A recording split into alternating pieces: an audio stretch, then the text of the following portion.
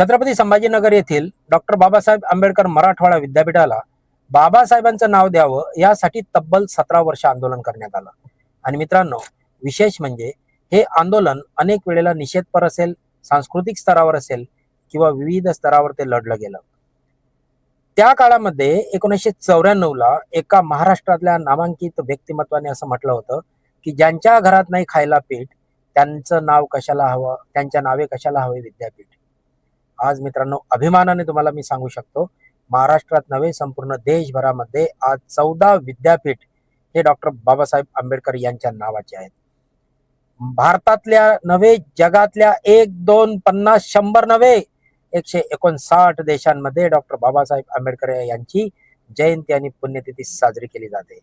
This is the power of doctor Babasaheb Ambedkar.